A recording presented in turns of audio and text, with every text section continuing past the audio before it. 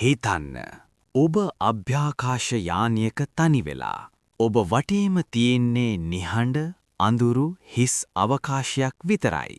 නමුත් හදිස්සියේම ඔබේ යානයේ අනතුරු ඇඟවීමේ සංඥා නාද වෙන්න ගන්නවා.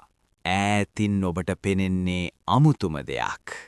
ඒක තාරකාවක් නෙවෙයි. ග්‍රහලෝකයක් නෙවෙයි. ඒක හරියට ආකාශයේ මැද හැදුණු යෝධ අගාධයක් වගේ. ඔබ මේ වේගයෙන් ඇදී යන්නේ විශ්වයේ තියෙන බියකරුම වස්තුව දෙසටයි. ඒ තමයි කළු කුහරයක්. අද අපි යන්නේ සාමාන්‍ය මිනිසෙකුට කවදාවත් යන්න බැරි ගමනක්. අපි කළු කුහරයක් ඇතුළටම යමු. එතනදී ඔබේ සිරුරට මොකද වෙන්නේ? කාලයට මොකද වෙන්නේ? අවසානය දක්වා රැඳී සිටින්න. මොකද මේ ගමන ඔබේ මුළු ජීවිතේව ගැන තියෙන දැක්ම වෙනස් කරන මිසකයි. අපි මුලින්ම තේරුම් ගන්න ඕනේ මේ කළු කුහරයක් කියන්නේ මොකක්ද කියලා. කළු කුහරයක් කියන්නේ නිකම්ම හිස්තැනක් නෙවෙයි. ඒක අති විශාල ස්කන්ධයක්, ඊටාම කුඩා ඉඩක තෙරපුණු තැනක්. හිතන්න අපේ පෘථුවිය රටකජු ඇටයක් තරම් කුඩා වෙනකල් තෙරපුවොත් මොකද වෙන්නේ කියලා. ඒකත් කළු කුහරයක් වේවි. නමුත් සොබාදහමේදී මේක වෙන්නේ යෝධ තාරකා මිය යනකොටයි. අපේ සූර්යා වගේ 20 ගුණයකට වඩා විශාල තාරකාවක ඉන්ධන ඉවර වුණාම ඒක තමන්ගේම ගුරුත්වාකර්ෂණයට ඔරොත්තු දෙන්න බැරුව ඇතුළටම කඩා වැටෙනවා. මෙන්න මෙතනදී තමයි විශ්වයේ භෞතික විද්‍යාව උඩුයටිකුරු වෙන්නේ. එහි ප්‍රතිඵලය තමයි සිංගියුලැරිටි කියන අනන්ත ගුරුත්වාකර්ෂණයක් සහිත තිත නිර්මාණය වීම. මේ සීමාව ඇතුළේදී කළු කුහරයේ ආකර්ෂණ බලය කොච්චර වැඩිද කියනවනම් එළියට යන්න අවශ්‍ය වේගය ආලෝකයේ වේගයටත් වඩා වැඩි.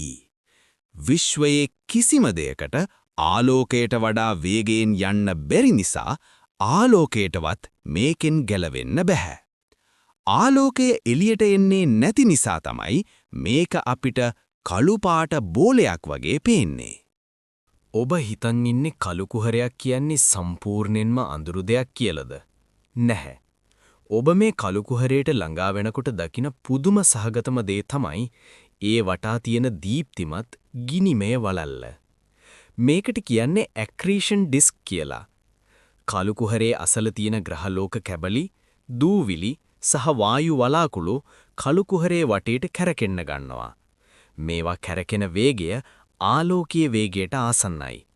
මේ අධික වේගය නිසා ඇතිවන ඝර්ෂණය, ෆ්‍රික්ෂන් නිසා මේ දූවිලි අංශු රත් වෙලා සෙල්සියස් අංශක මිලියන ගණනක උෂ්ණත්වයකින් බැබලෙන්න ගන්නවා. ඒ කියන්නේ කළු කුහරයක් කියන්නේ අඳුරු තැනක් වුණාට එහි මායිම මුළු මන්දාකිනියම ආලෝකමත් කරන්න තරම් දීප්තිමත්.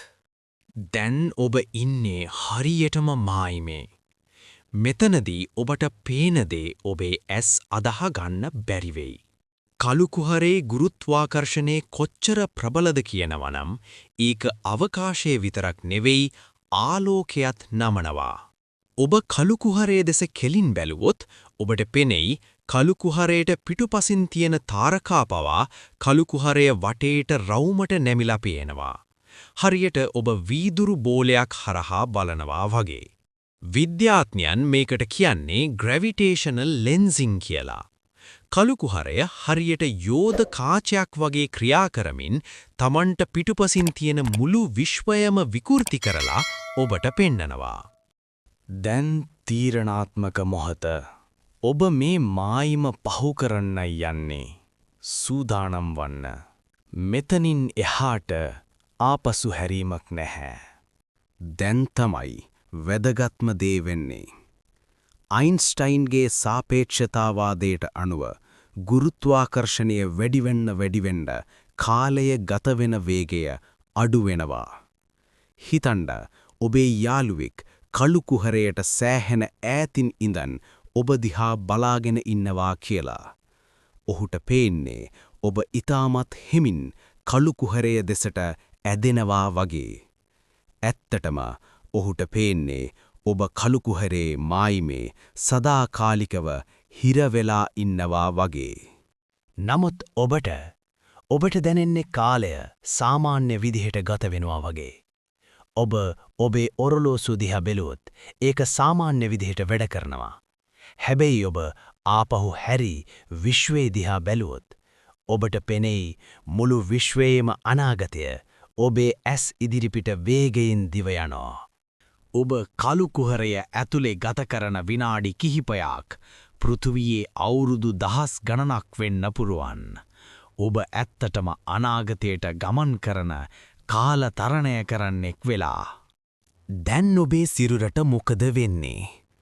කළු කුහරේ ගුරුත්වාකර්ෂණය ඒකාකාරී නැහැ.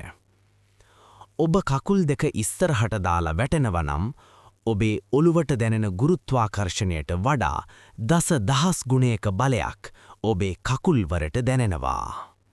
මේ බලවේගය නිසා ඔබේ සිරුර සිරස් අතට ඉතා වේගයෙන් ඇදෙනවා. ඒ වගේම තිරස් අතට තෙරපෙනවා. හරියට ඔබව කවුරු හරි යෝධ රෝලර් එකක් ඇතුළට දාලා තද කරනවා වගේ. තවත් සරලව කිව්වොත් හරියට චුයින් ගම් එකක් කරන් දෙපැත්තට ඇද්දාම ඒක හීනි නූල් පටක් වගේ වෙනව නේද? අන්න ඒ විදිහටම ඔබේ මුළු සිරුරම පරමාණු වලට වෙන් වෙලා යනකම්ම කළු කුහරය ඔබව ඇදලා දානවා. මේක හිතාගන්න බැරි තරම් වේගවත් වගේම අద్භූත ක්‍රියාවලියක්. දැන් ඔබ ළඟා වෙන්නේ කළු කුහරේ අභ්‍යන්තරයේම තියෙන අභිරහස්ම තැනට. ඒ තමයි සිංගියුලාරිටිය. මේක තමයි විද්‍යාවටත් විසඳන්න බැරි වුණු ලොකුම ප්‍රහේලිකාව. මෙතනදී මොකද වෙන්නේ කියලා අපි කරුණු 3ක් ඔස්සේ බලමු. පළමුවෙන්න භෞතික විද්‍යාවේ අවසානය. අපි දන්නා හැම විද්‍යාත්මක නීතියක්ම මෙතනදී වැඩ කරන්නේ නැහැ. ගණිතයට අනුව මෙතන තියෙන්නේ අනන්ත ඉන්ෆයිනයිට් ගුරුත්වාකර්ෂණයක්. ඒ කියන්නේ මෙතනදී ඉඩක් කියලා දෙයක් නැහැ. ඔබ කොහේ ඉන්නවද කියලා කියන්න බෑ. කාලය සම්පූර්ණයෙන්ම නතර වෙලා. දෙවැන්න තොරතුරු පරස්පරය.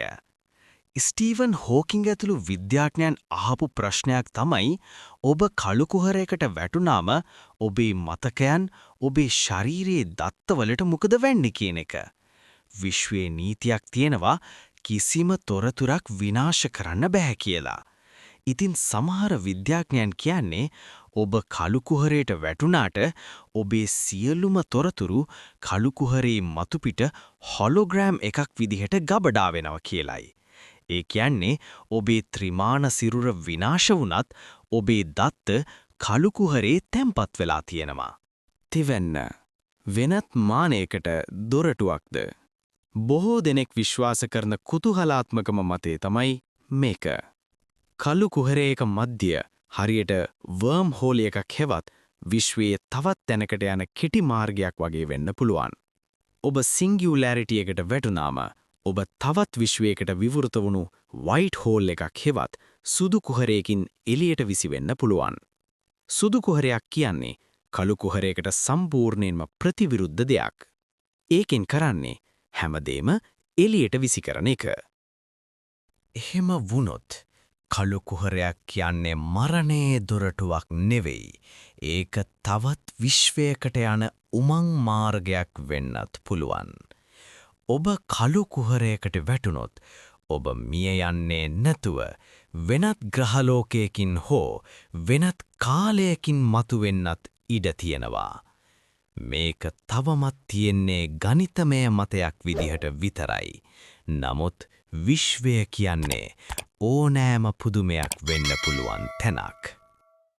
කළු කුහරයක් ඇතුළට ගිය කෙනෙක්ට ඇත්තටම මොකද වුනේ කියලා අපිට කියන්න කවදාවත් කෙනෙක් ඉතිරි වෙන්නේ නැහැ. ඒක විශ්වය විසින් Taman සන්තකයේ තබාගෙන ඉන්න ලොකුම රහසයි. අපි අද කළු කුහරයක් ගැන දන්නේ ඡායාරූප කිහිපයක් සහ සංකීර්ණ ගණිතමය දත්ත විතරයි. නමුත් ඒ දත්ත අපිට කියන්නේ එකම එක දෙයයි. අපි ඉන්න මේ විශ්වය අපි හිතනවාට වඩා ගොඩක් පුදුමාකාරයි. ඒ වගේම බියකරුයි. ඔබ හිතන්නේ මොකක්ද? කළු කුහරයක් ඇතුලේ වෙනත් ලෝකයක් ඇති කියලා ඔබ විශ්වාස කරනවාද? ඔබේ අදහස් පහලින් කමෙන්ට් කරන්න. මේ වගේ තවත් විශ්වයේ අභිරහස් ගැන දැනගන්න කැමති නම් අපේ channel එකට subscribe කරලා bell icon එකත් click කරන්න. අපි නැවත හමු වෙමු තවත් කුතුහලාත්මක වීඩියෝවකින්. ඒතෙක් ඔබට